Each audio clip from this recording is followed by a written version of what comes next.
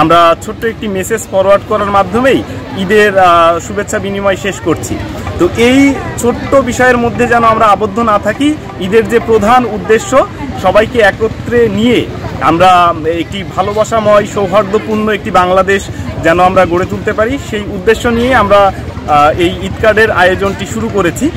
হিন্দু, মুসলমান, বৌদ্ধ, খ্রিস্টান সম্মিলিতভাবে হয়েছে ঈদ কার্ড প্রতিযোগিতার যে আয়োজনটা এখানে করা হয়েছে, এটা একটা অনন্য দৃষ্টান্ত স্থাপন করবে। আজকে ঈদ কার্ড প্রতিযোগিতায় আমাদের যেমন 5 বছরের শিশু রয়েছে, সেই একই আমতলার নিচে 60 বছরের মায়েরাও রয়েছেন। মা শিশু সবার মাঝে আমরা ঈদের এই আনন্দ ছড়িয়ে দিতে চাই ঈদ কার্ড তৈরি প্রতিযোগিতার মাধ্যমে। ঈদ শুরুর আগে ঈদের আনন্দ শুরু করেছি আমরা। এই যে সবাই মিলে ঈদ কার্ড তৈরি করছি, ছোট বড় আমরা সবাই অংশগ্রহণ করেছি এবং এত লোকের সমারোহ খুবই ভালো লাগছে। এবং এই ভালো লাগার ভিতর দিয়ে এই চিত্রাঙ্কন বা এই ঈদ কার্ড তৈরির মাধ্যমে সবার ভিতর ঈদের বার্তাটা পৌঁছে দিতে চাই এবং সবার ঈদ আনন্দময় হোক, ভালো হোক, এই প্রত্যাশা।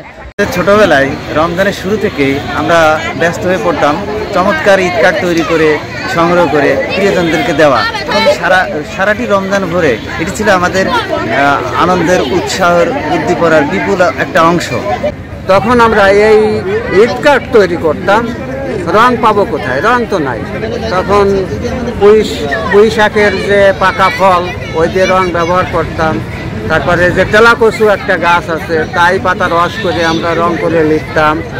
এবং এই গমের পাতা দিয়ে অনেক ডিজাইন করতাম, চাঁদ করতাম, তাহলে পরে তারা করতাম।